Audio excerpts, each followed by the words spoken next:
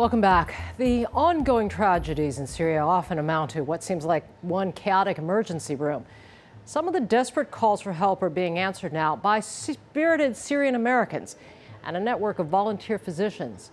Tonight we head to a warehouse just outside of Detroit where volunteers from the Syrian American Medical Society are doing everything they can to help their own people. 90% of the medical infrastructure in Syria is completely destroyed. There's 10 million Syrians who are, in a way, refugees either inside Syria or outside Syria. These people left without their medicine, their insulin, their diabetes medicine, heart medicine. They can't live without them for a few days. So we start getting medication for chronic conditions. These are people to try to keep these people alive.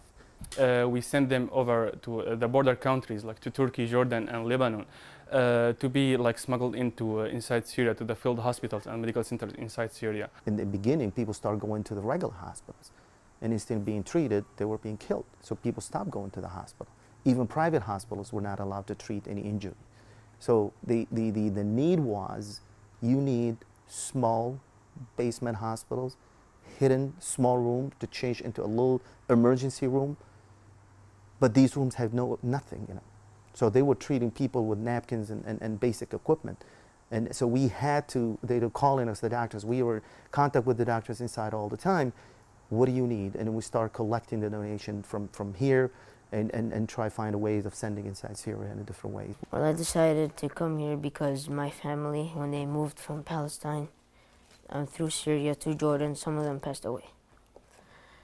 So I was thinking that I don't want no one to end up like my relatives.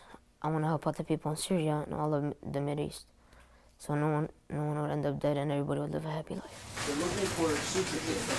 Well, everybody here has a certain reason for volunteering. My personal reason would be I lost my father about a year ago. So everything becomes real. Once actually a real aspect of what's going on there hits you personally, it becomes very real. So that's why the dedication and the passion to those refugees is my main concern right now, other than school. Every person who goes there to try to do anything, he's risking his life. And we're losing doctors and nurses all the time. I met families of doctors in Jordan, the wife and the children, because I know these families, I know the doctors from Syria, so my friends. When I went to Jordan, it's like, where's your husband? She's telling me he's been in one basement for the last year and a half. He could not get outside that basement. He sleeps 24/7 in that area. If he leaves just 1 minute outside that place, he's killed. Every doctor who goes inside Syria, work inside Syria, he's risking his life every minute.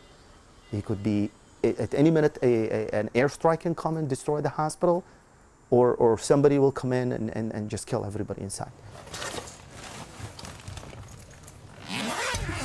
So far, Syrian American Medical Society warehouse have sent about more than 300 suitcases to the different countries, Jordan, Lebanon, and Turkey.